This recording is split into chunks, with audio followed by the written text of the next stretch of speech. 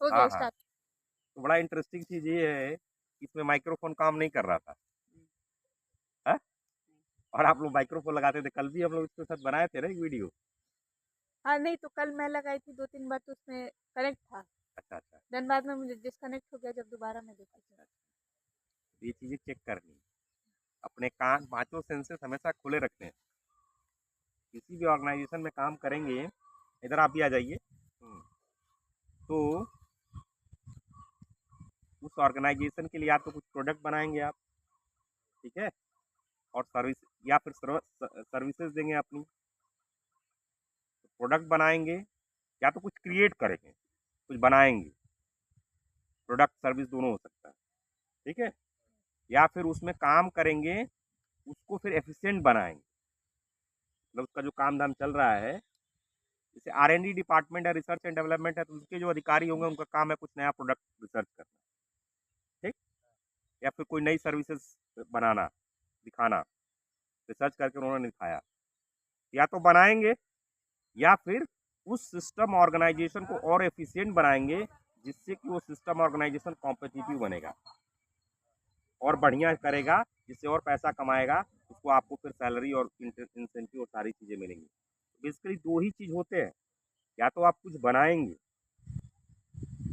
या या फिर उसमें जॉब करने जाएंगे, तो वो आपको तब रखेगा जब उसको आप एफिशिएंट बनाएंगे। आपको सैलरी तभी वो देगा जब उसको फ़ायदा होगा आपसे। ये सिंपल रूल है, इसमें कोई इमोशनल वाली बात नहीं है। ऑर्गेनाइजेशन नॉन लिविंग बींग्स है, जैसे नाम है, मान लीजिए किसी भी कंपनी का नाम ले लीजिए, सही है, कोई कंपनी ले लीजिए, किसी भी एक कंपनी का नाम दीजिए, लिस्टेड एक्सचेंज कंपनी का नाम लीजिए। टाटा एक ग्रुप हो गया, एक कंपनी का नाम बताइए जो लिस्टेड हो स्टॉक एक्सचेंज पे, आपके इंडिया नेशनल स्टॉक एक्सचेंज और बॉम्बे स्टॉक एक्सचेंज पे लिस्टेड हो।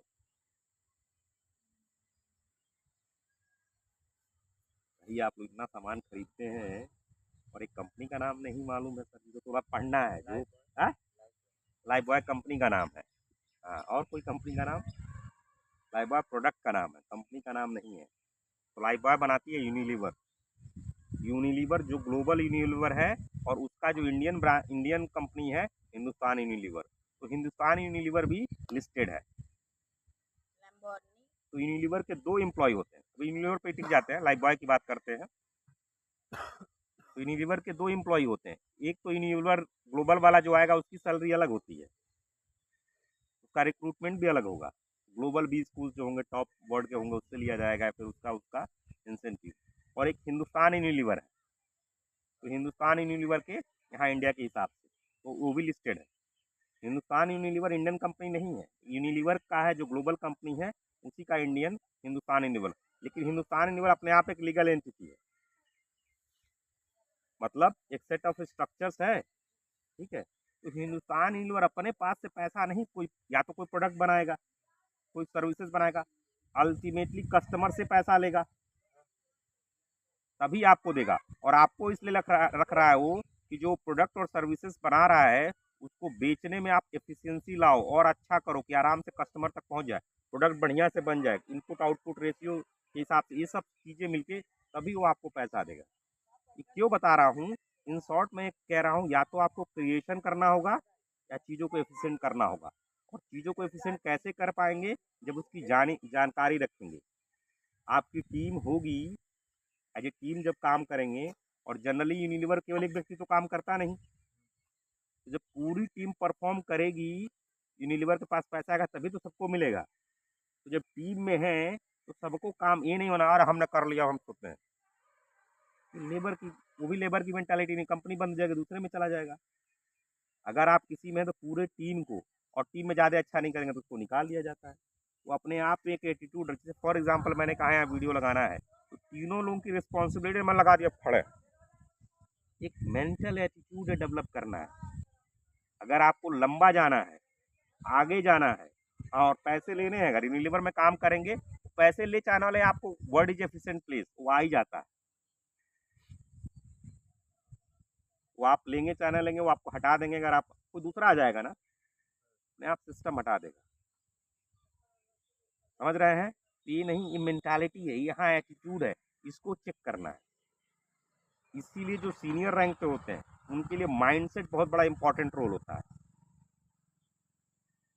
जो सबसे छोटे लेवल पे है ताकत बहुत इंपॉर्टेंट है, लेकिन जैसे जैसे बढ़ेंगे आपकी बुद्धि विवेक, बुद्धि ये बेवकूफ़ी वाली नहीं, जो चालाकी हम लोग यहाँ समझते हैं वो बेवकूफ़ी मात्र है। जैसे दूसरे का फ्री का समोसा खा लिया, चाय खा लिया, उसको बेवकूफ़ बना रहा है, ये बेवकूफ़ी मात्र है। लॉन्ग टर्म में आपको बेवकूफ़ी दिखेगी। वो सामने वाला बेचारा केवल चाय फ्री में, जैसे दूसरों को बेवकूफ़ बना के, छोटा बच्चा उसको बेवकूफ़ बना के उसका चाय पी लिया, उसका वो खा लिया, स्नैक्स खा लिया, कुछ कर लिया, ये बेवकूफ़ी है, ये चालाकी नहीं है जो हम लोग समझते हैं। किसी कंपनी में गए, चुरा के उनका कुछ सामान लेते आए, किसी के घर पे गए, कुछ चुरा लिया और कहते हैं हम बहुत चालाक बने, किसी को बेवकूफ़ बना के झूठ बोल के कुछ ले लिया, वो लॉन्ग टर्म में नहीं चलता है। तो धीरे धीरे उस चीज़ को डेवलप करना है, कोलैबोरेट करना है। कोलैबोरेशन का मतलब जानते हैं आप लोग? कोलैबोरेशन वाली बात, ये एटीट्यूड नहीं होना चाहिए यार हम खड़े हैं, जितना कर सकते हैं मिल के करना, as a team. As a team जब जीतती है तभी तो हार जीत होगी। आप बढ़िया बहुत अच्छा खेल रहे हैं, लेकिन पूरी टीम परफॉर्म नहीं की तो मैच हार जाएंगे। ठीक है, कोलैबोरेशन करना है, अपना करना है, उसको देखिए एप्टीट्यूड डेवलप करना है। Dependent, independent, interdependent. कोलैबोरेशन किस किस सेट में आएगा? Dependent, independent, interdependent. और लंबे के लिए, बड़े के लिए इंटरडिपेंडेंस, बिना इंटरडिपेंडेंसी कैसे हो जाएगी? चलेगा ही नहीं। पूरा दुनिया है, मान लीजिए मैं ही अभी नाश्ता करके आया हूँ, तो सब चीज़ मैं ही थोड़ी उगाता हूँ। तेल कहीं और से आया होगा, चावल कहीं और से आया होगा, गैस कहीं और से आया है, तो इंटरडिपेंडेंसी है ना। तो होल वर्ल्ड इज इंटरडिपेंडेंट। ठीक है, मैं किस लिए बुलाया था आप लोगों को? आप लोगों का कौन सा डे चल रहा है? Day 4। Day 4 of external evaluation. Evaluation तो नहीं है, रिव्यू क्या है? Review, reflection. तो कितना सबका हो गया? किसका किसका हुआ है, किसका किसका नहीं हुआ है?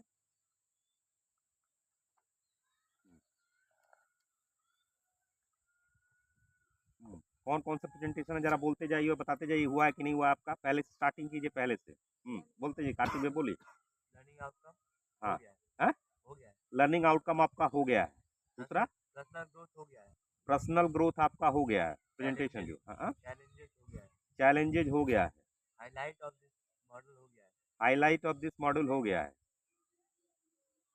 चेकलिस्ट नहीं हुआ है।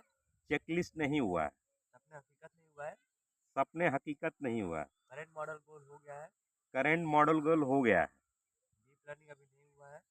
डीप लर्निंग नहीं हुआ है। प्लान वर्सेस एक्चुअल हो गया है। प्लान वर्सेस एक्चुअल हो गया है। प्लान वर्सेस, इसमें करंट मॉडल गोल में नहीं आएगा। अच्छा, गोल में केवल ब्रॉड टॉपिक की बात करते हैं ना, और इसमें एक्चुअल में जो आवर्स में जो डिवाइड करते हैं उसकी। हाँ प्लान वर्सेस एक्चुअल में ईयरली और मॉडल की बात करते हैं। हाँ हाँ, उसी। आता है। हाँ हाँ, ठीक मॉडल डोर में ठीक ठीक ठीक, समझ गए। हाँ, आगे। मॉडल रिव्यू प्रेजेंटेशन नहीं हुआ है। मॉडल रिव्यू प्रेजेंटेशन नहीं हुआ है। हाँ, कितना आपका बचा है? 5। 5 बचा है। सौम्या दीदी आपका? कितना बचा है? हाँ, कितना बचा है?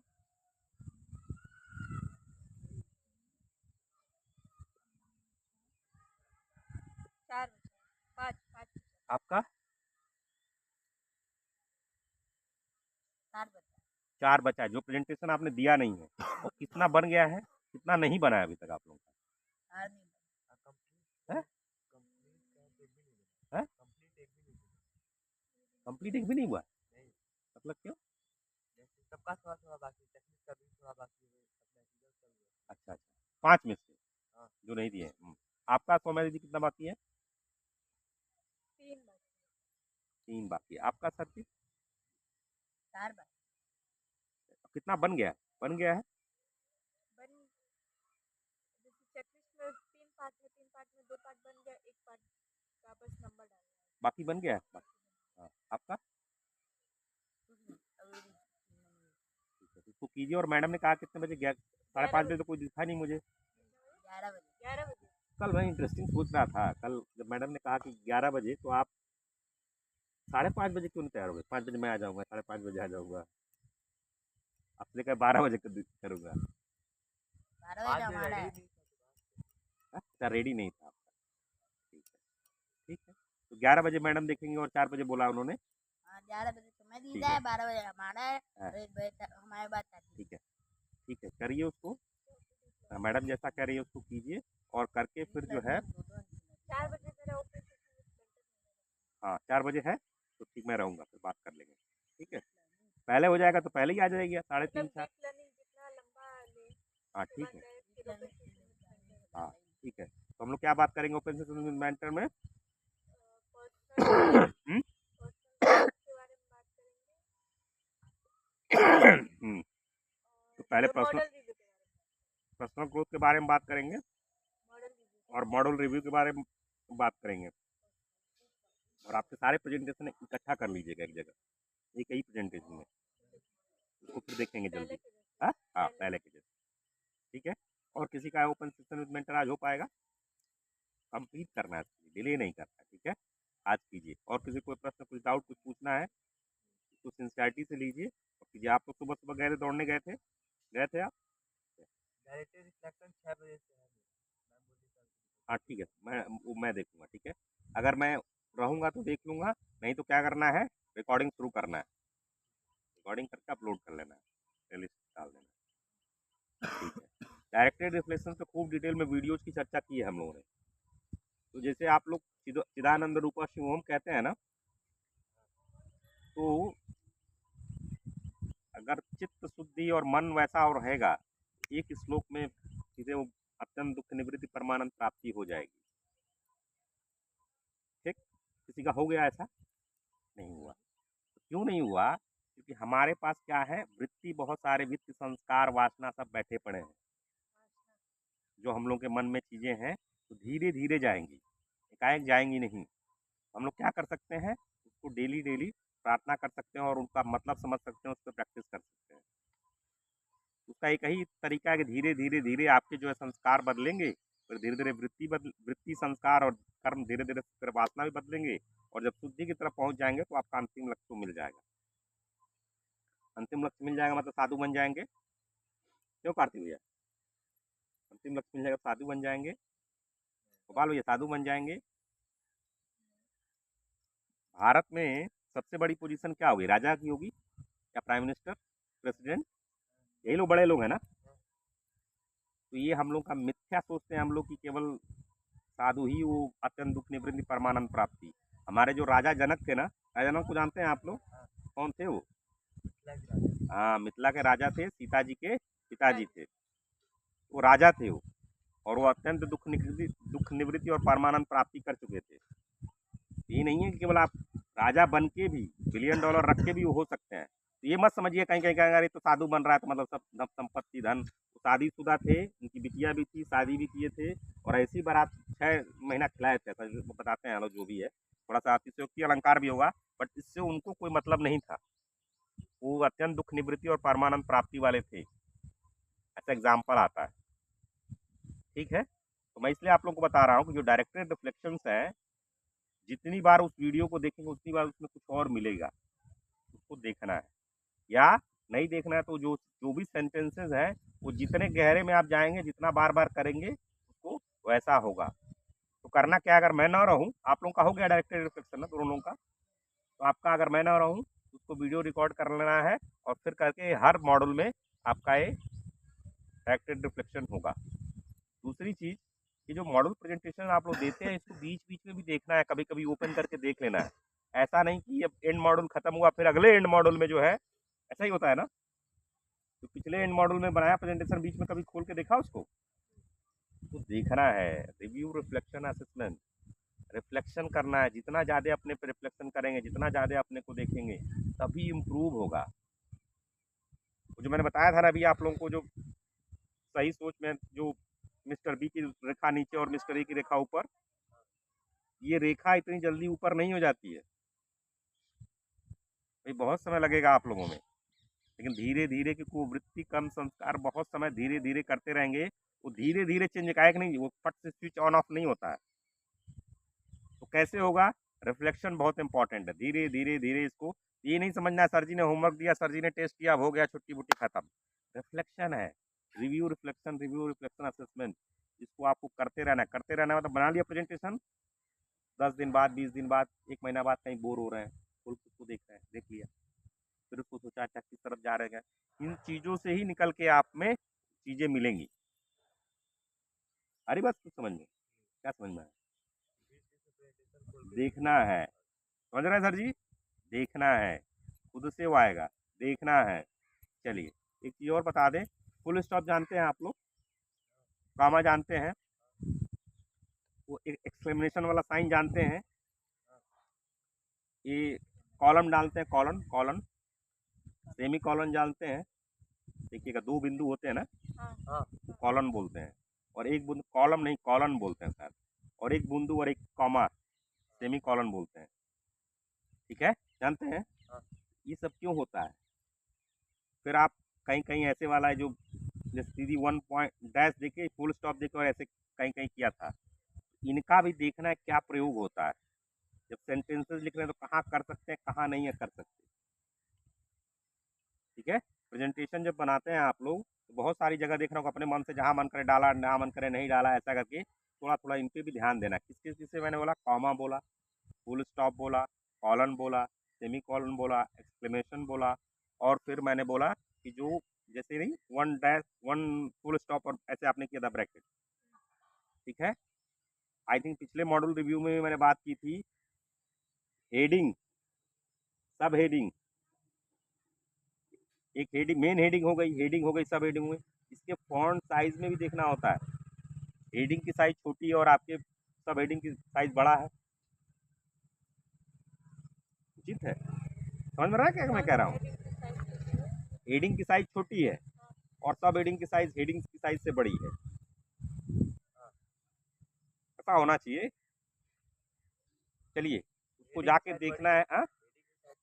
हाँ, हेडिंग की साइज बड़ी होनी चाहिए, तो इसको भी थोड़ा ध्यान देना है। हेडिंग, सब हेडिंग, ये सब मेन टॉपिक, उसका जो सब टॉपिक, उसका जो सब टॉपिक। दूसरा, प्रेजेंटेशन में सब बोल्ड लेटर से कर दिया आपने। बोल्ड लेटर जानते हैं? बोल्ड लेटर्स, एक स्लाइड पे पूरा बोल्ड कर दिया। बोल्ड लेटर जानते हैं ना, मोटे अक्षरों में? तो ये सब भी ध्यान देना है। मैं बोल रहा हूँ कि हाँ, हेडिंग बोल्ड किया चलेगा, लेकिन ये नहीं कि पूरा अगर स्लाइड जैसे वो जो एक स्लाइड है उसको पूरा बोल्ड नहीं करना होता है। बोल्ड, अंडरलाइन सब कर सकते हैं, तो इन पे भी अब थोड़ा थोड़ा ध्यान देना है। ठीक है, चलिए, और कुछ किसी को पूछना है तो अच्छा कर रहे हैं आप लोग। डायरेक्टर रिफ्लेक्शन में बोले अच्छा थे, एग्जाम्पल दिए तो सही है, ऐसे एग्जाम्पल देना है, लेकिन उसमें सोचना है, बहुत गहरा है। जब तो सोचेंगे और ज़िंदगी में जब अप्लाई करेंगे तो फिर उसका मतलब है। ठीक है, क्षमा सोबती उस भुजंग को जिसके पास गरल हो, कुछ आया था आपको समझ में? आपको समझ में आया था कुछ? तो कभी कभी मौका मिलेगा, वीडियो देखिएगा तो उसको बताएंगे, बहुत ज़रूरी चीज़ है। आप करके दिखाइएगा फिर बताएंगे। ठीक है, उसे उसमें वीडियो में बताया है, बट ऐसे ही बात करेंगे। चलिए, और किसी कुछ पूछना है जाइए, अपना अपना कीजिए, स्ट्रेस मत लीजिए, लेकिन एफर्ट डालिए। टाइम इन सेंटर के बारे में आप चिंता मत कीजिए, जितना कर पाए 3 साल से 1 साल और आप लोगों को मौका करके देखिएगा, जितना कर सके करिए। बेसिकली देख रहे हैं कितना आप निकाल सकते हैं। निकालने वाले 13-14 निकालते हैं, निकलेगा तो ठीक है, नहीं निकलेगा कोई बात नहीं। पेरेंट्स से मदद और लेंगे, कहीं पेरेंट्स की तरफ से तो दिक्कत नहीं आ रही है। उसके बाद फोकस बढ़ाना है, जो काम करें फोकस के साथ करना है। ठीक है, और कुछ ज़िंदगी उंदगी लेकर टेंशन मत लीजिए, अपना बेस्ट जो है प्रयास कीजिए। ठीक है, पूरा आप लोग को मौका मिलेगा। मौका मिलेगा मतलब अगर आप सही से आप तैयार रहेंगे, आप लोग नहीं भगेंगे। जैसे बैल जानते हैं, बैल, बैल के ऊपर जुआठा रखा जाता है, और पहले खेती होती थी, जोतते थे, जुआठा रख के और किसान जोतता था, और बैल जो है, तो अगर आप नहीं फेंक के भाग जाएंगे तो हम लोग पीछे नहीं हटेंगे। लेकिन पढ़ना के लिए तो आया ना। ठीक है, धीरे धीरे, प्रेशर नहीं लेना, स्ट्रेस नहीं लेना, ज़िंदगी को लेकर बहुत स्ट्रेस नहीं लेना, और रोजी रोटी तो प्रभु देंगे ही देंगे। ठीक है, अब केवल इतना है कि जितनी क्षमता है शायद उतना पूरा निकल जाए। मान लीजिए आपकी गाय जो है उसका क्षमता है 10 लीटर दूध देने का, उसको कितनों खिलाएंगे तो 20 लीटर दूध दे देगी, लेकिन 10 लीटर की क्षमता है तो उसको इतना खिलाएंगे 10 लीटर दे दे। यही ना आपकी अच्छी बात है, तभी तो मानेंगे कि आप अच्छी तरह गाय रखें। वरना 10 लीटर वाली गाय है और उसको खाना इतना कम खिला रहे हैं कि 1 लीटर दे रही है, तो अच्छी बात है। As a Guru, as a mentor, मेरा यही काम है कि आपकी जितनी क्षमता है उतना पूरा निचोड़ के आप अपना ज़िंदगी में जो चाह रहे हैं वो मतलब जितना क्षमता है उतना बन जाए। ठीक है। तो पहले तो हम लोग अपने के अंदर कमी की दूर करेंगे ना, तो बाहर जहाँ सपोर्ट होगा वहाँ भी हम लोग खड़े रहेंगे, लेकिन पहले अपनी तैयारी तो कर लें। ठीक है, चाहिए मेहनत कीजिए और कोई बात तो बताइएगा। आप दीदी रिमाइंड कराइएगा, दो का चीज़ करके आना है। एक तो अपने हिसाब से गोल वाला लिख के लाइएगा, प्रश्न गुण तो आप बनाती ही हैं, पर जैसे मैंने बताया था टाइम लाइन वाला, जैसा भी आए जो भी आए लिखिएगा, जितने क्वेश्चन आए उसमें क्वेश्चन लिख लीजिएगा, जितने आए। ऐसा मत सोचिएगा अरे इतना बेवकूफ़ी वाला क्वेश्चन पूछूंगा सर हंसेंगे। ठीक है, हंसने दो, हंस देंगे तो आप पिघल थोड़ी जाएंगी, हंसने दो। लेकिन क्वेश्चन पूछो, डाउट नहीं रखना चाहिए। होता क्या है, आपके लिए जो छोटा क्वेश्चन है दूसरे के लिए जो छोटा है वो आपके लिए बहुत बड़ा क्वेश्चन हो सकता है, और डाउट रहेगा तो उसको और डाउट इकट्ठा इकट्ठा होकर फिर बड़ा सा वो चादर बन जाता है इग्नोरेंस का, ज्ञान का। क्वेश्चंस पूछना है, ठीक है। जब भी मेंटर वाले में कोई आएगा डिस्कशन में, तो अपना पर्सनल ग्रोथ वाला जिसमें पर्टिकुलर अपना गोल जो करना चाहता है, और पैसा कब चाहिए। मतलब शादी करेंगे तो पैसा चाहिए ना, तो शादी से पैसा से बहुत ज़्यादा कोरिलेशन है। उस हिसाब से देख के फिर दोनों चीज़, एक तो अपना लक्ष्य डॉक्टर साहब बनना है, और दूसरा पैसा कब चाहिए, दोनों को लेके बात किया जाए कैसे कर सकते हैं। ठीक है, लेकिन जब उसके पहले सारे प्रेजेंटेशन एक साथ दे रख के लेके आना, दो चीज़ लेके आनी है। ठीक है, चलिए।